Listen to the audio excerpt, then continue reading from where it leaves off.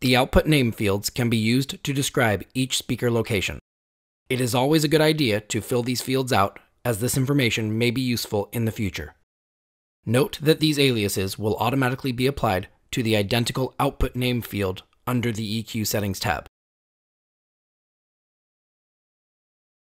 The stereo/mono menu can be used to dictate whether a specific speaker channel will reproduce audio from only a single input channel, or if a speaker channel will reproduce audio from a combination of left and right input channels. By default, all channels are set to stereo, meaning a single input channel will feed each output channel. Changing output 1R to mono will combine the left and right input signals together and reproduce them through the right speaker.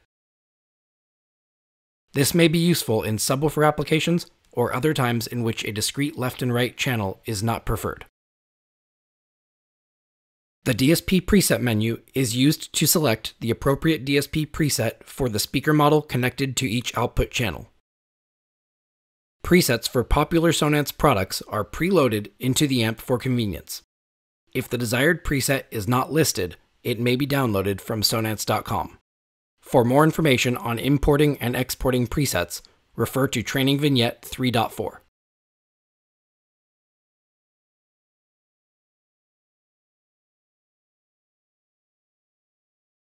The Output Group menu can be used to associate several output channels with a single zone.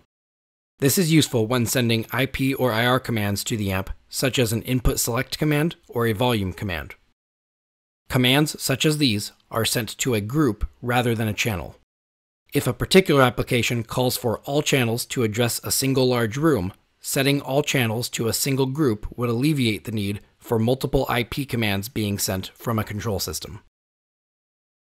Grouping multiple channels will interlock certain settings, such as volume and input, so that they cannot be changed independently.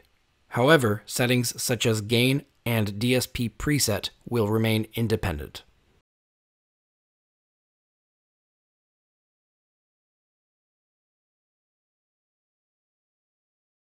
Bridge mode may be used to bridge two channels together for applications in which more power is required. This may be useful for certain subwoofer installations. The minimum speaker impedance for bridged operation is 8 ohms. Never operate a zone in bridged mode unless the amp is being presented with an 8 ohm load.